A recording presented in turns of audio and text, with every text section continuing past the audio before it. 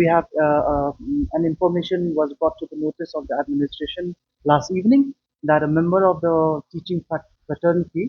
had been physical aggression was there towards him by some miscreants. We don't know who they are right now, and as of now,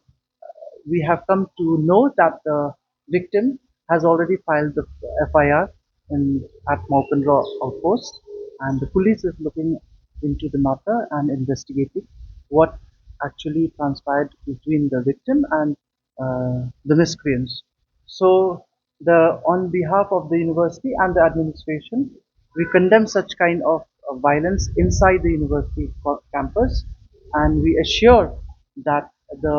security of the teaching fraternity as well as the students is of utmost importance to the university administrators, and we hope that such kind of violence will not occur in the university campus.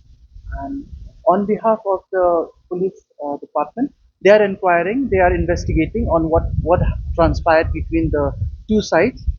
On